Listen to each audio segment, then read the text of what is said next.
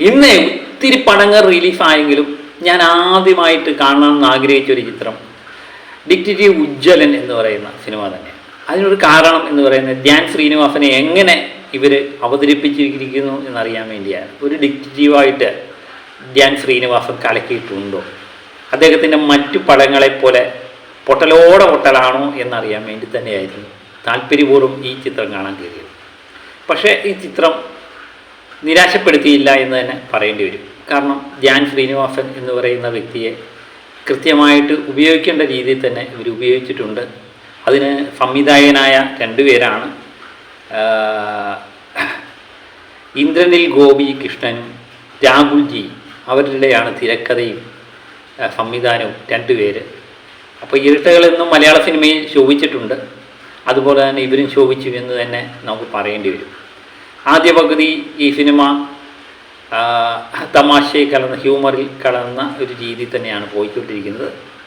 അത് കഴിഞ്ഞ് ഇൻ്റർവ്യൂവിന് ശേഷം സീരിയസ് ആകുന്ന ഒരു രീതി തന്നെയാണ്.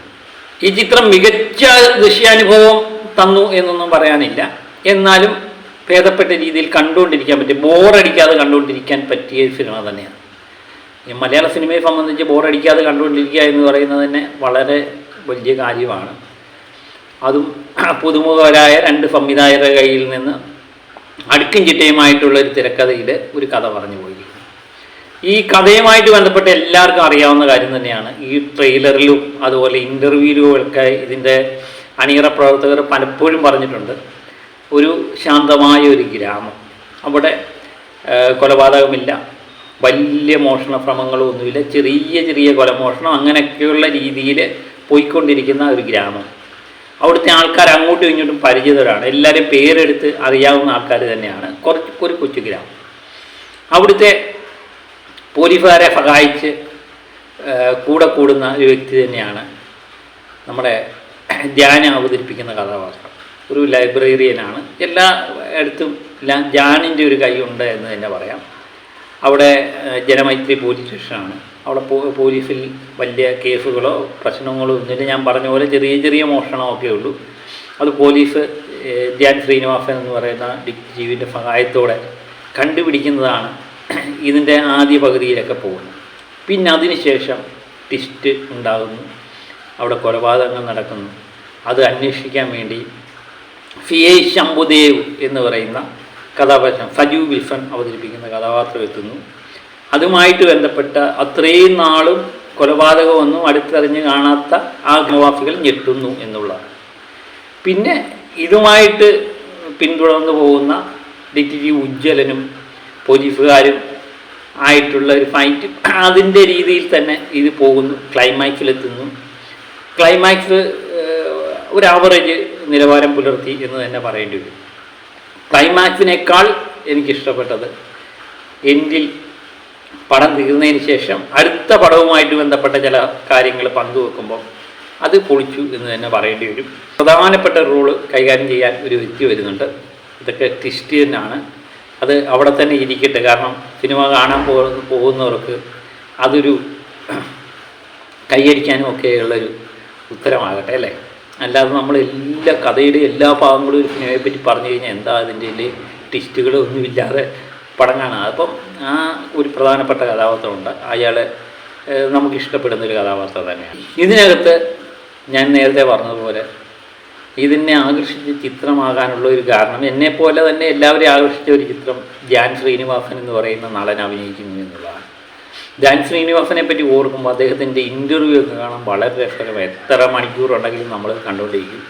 കാരണം വളരെ തമാശ നിറഞ്ഞ രീതിയിൽ തന്നെ ജനങ്ങളെ പിടിച്ചു നിർത്തുന്ന രീതിയിൽ തന്നെ കഥകളും ഉപകഥകളും ഒക്കെ ആയിട്ട് അദ്ദേഹം ഇൻ്റർവ്യൂവിലൊക്കെ തിളങ്ങി നിൽക്കും. പക്ഷേ അദ്ദേഹത്തിൻ്റെ പല സിനിമകൾ കാണുമ്പം ഈ സിനിമകളൊക്കെ അദ്ദേഹം അഭിനയിക്കുന്നത് എന്തിനാണെന്ന് തോന്നിപ്പോകും. എനിക്ക് തോന്നുന്നു ധ്യാൻ ശ്രീനിവാസൻ അല്ലെങ്കിൽ ശ്രീനിവാസൻ്റെ മകൻ അല്ലെങ്കിൽ വിനീത് ശ്രീനിവാസൻ്റെ അയ്യൻ അല്ലായിരുന്നെങ്കിൽ എപ്പോഴേ ഫീൽഡിൽ നിന്ന് ഔട്ടാവേണ്ട ഒരു വ്യക്തിയാണ് ഈ ധ്യാൻ ശ്രീനിവാസൻ എന്ന് പറയുന്ന വ്യക്തി. പലപ്പോഴും ധ്യാനിനെ ഈ അച്ഛൻ്റെയും അനിയൻ്റെയൊക്കെ മഹത്വം കൊണ്ട് സിനിമയിലെടുക്കുന്നതായിട്ട് എനിക്ക് തോന്നുന്നുണ്ട്. അല്ലെങ്കിൽ എപ്പോഴേ ഫീൽഡ് ഔട്ടായി പോകുന്നത്. പക്ഷേ അങ്ങനെ അത് ഉൾക്കൊണ്ട് അഭിനയിക്കാൻ പലപ്പോഴും ധ്യാൻ തയ്യാറാവുന്നില്ല. ചുരുക്കം ചില ചിത്രങ്ങളേ ഉള്ളൂ. അദ്ദേഹത്തിൻ്റേത് എണ്ണിയാൽ തീരാത്ത പടങ്ങളുണ്ടെങ്കിലും ചുരുക്കം ചില പടങ്ങൾ മാത്രമേ ഉള്ളൂ നമ്മുടെ മനസ്സിൽ ഓർമ്മയിൽ നിൽക്കുന്നത്. തിരയും അതുപോലെ കുഞ്ഞി രാമായണവും അതുപോലെ വിനീത് തന്നെ സംവിധാനം ചെയ്ത വർഷങ്ങൾക്ക് ശേഷം ഇങ്ങനെയൊക്കെയുള്ള പോലെ ചിത്രങ്ങൾ മാത്രമേ ഓർമ്മയിൽ നിൽക്കത്തുള്ളൂ. ആ ചിത്രങ്ങളോടൊപ്പം ഡിറ്റക്റ്റീവ് ഉജ്ജ്വലൻ എന്ന് പറയുന്ന കഥാപാത്രവും ഓർക്കപ്പെടും എന്ന് തന്നെ നമുക്ക് ഉറപ്പായിട്ട് പറയാൻ പറ്റും. കാരണം നല്ല രീതിയിൽ തന്നെ ഡിറ്റക്റ്റീവ് ഉജ്ജ്വലനെ ഉൾക്കൊണ്ട് അഭിനയിക്കാൻ പറ്റിയിട്ടുണ്ട്. അതാണ് ഞാൻ പറഞ്ഞത്, ഇതൊരു മികച്ച നിർമ്മാണ കമ്പനി, അതുപോലെ തന്നെ മികച്ച 2 സംവിധായകർ, അവരൊക്കെ കൃത്യമായിട്ട് ധ്യാൻ ശ്രീനിവാസൻ എന്ന് പറയുന്ന വ്യക്തിയെ സ്ക്രീനിൽ നമുക്കിഷ്ടപ്പെടുന്ന രീതിയിൽ തന്നെ പ്രസൻറ്റ് ചെയ്തിട്ടുണ്ട് എന്ന് തന്നെ മനസ്സിലാക്കാം. അതുപോലെ ധ്യാനും കോട്ടയം നസീർ, അച്ഛനും മകനും തമ്മിലുള്ള ആ കോംബോ ഒക്കെ വളരെയധികം വർക്കൗട്ട് ആയിട്ടുണ്ട്. നമ്മളെ ചിരിപ്പിക്കുകയും ഒക്കെ ചെയ്യുന്ന ഒരു കോംബോ ആയിട്ട് മാറിയിട്ടുണ്ട്. അതുപോലെ ഇതിനകത്തെ മിക്കവാറും പ്രമുഖ കഥാപാത്രങ്ങളെല്ലാവരും തന്നെ മികച്ച നിലവാരം പെടുത്തി. ഫിജു ഉൽഫനായാലും ധ്യാൻ ശ്രീനിവാസനായാലും ഞാൻ പറയുന്ന പോലെ കോട്ടയം നസീറായാലും എല്ലാവരും നമ്മളെ മികച്ച രീതിയിൽ എൻ്റർടൈൻ ചെയ്യിപ്പിച്ചു. അതുപോലെ പല അൽ-അമീൻ ഖാൻ ഈ ചിത്രത്തിൽ എത്തുന്നു എന്നുള്ളത് പ്രതീക്ഷ നൽകുന്ന ഒരു ഘടകമായിരുന്നു.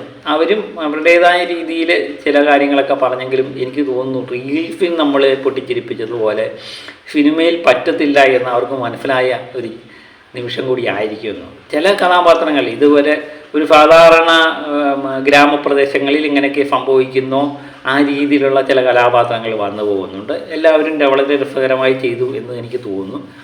അപ്പോൾ ഞാൻ പറയുന്നത് മികച്ചൊരു ദൃശ്യാനുഭവമൊന്നുമല്ല, സാധാരണ രീതിയിൽ കണ്ടുവരുന്ന ഒരു കഥ പറഞ്ഞു പോയിക്കുന്ന രീതി. അതുപോലെ ഒരു കൊലപാതകം നടക്കുമ്പോൾ അതിൻ്റെ അന്വേഷണവും അതിൻ്റെ ത്രില്ലും അതിൻ്റെ ട്വിസ്റ്റും ഒക്കെ വേണ്ട വിധം ഒരു പരിധിവരെ വിജയിപ്പിച്ചെടുക്കാൻ ഇതിൻ്റെ സംവിധായകർക്ക് കഴിഞ്ഞിട്ടുണ്ട്. രചനയും മികച്ച നിലവാരം തന്നെ പുലർത്തുന്നു എന്ന് നമുക്ക് പറയേണ്ടി വരും. ഇവരും ലോകോത്തര സിനിമയൊന്നും അല്ല സംവിധാനം ചെയ്തത്. ജനങ്ങളെ ആകർഷിക്കണം, ജനങ്ങൾക്ക് രസിക്കണം, 2-2.5 മണിക്കൂർ ആ രീതിയിൽ തന്നെയാണ് ചിത്രം എടുത്തിരിക്കുന്നത്. അതിൽ അവരൊരു പരിധിവരെ വിജയിച്ചു എന്നുള്ളതാണ്.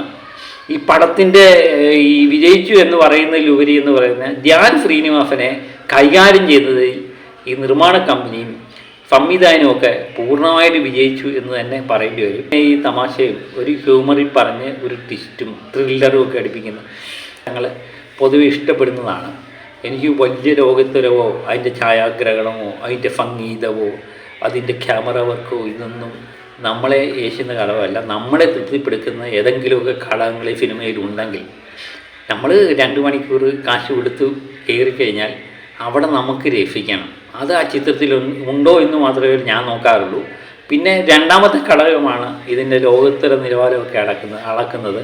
അത് എല്ലാ സിനിമയ്ക്കും നമുക്ക് അളക്കാൻ പറ്റത്തില്ല. അളക്കേണ്ട ചില സിനിമകളുണ്ട്, അതിന് മാത്രമേ നമുക്ക് അളക്കാൻ അവകാശമുള്ളൂ. ബാക്കിയെല്ലാം ജനങ്ങളെ തൃപ്തിപ്പെടുത്തുന്ന രീതിയിൽ എന്തെങ്കിലുമൊക്കെ ഘടകമുണ്ടോ എന്ന് മാത്രമേ നമ്മൾ നോക്കേണ്ടതുള്ളൂ. ആ രീതിയിൽ നോക്കുകയാണെങ്കിൽ ഈ ചിത്രം എന്നെ തൃപ്തിപ്പെടുത്തിയിട്ടുണ്ട്, നിങ്ങളെ എല്ലാവരും തൃപ്തിപ്പെടുത്തും എന്ന് തന്നെ കരുതുന്നു.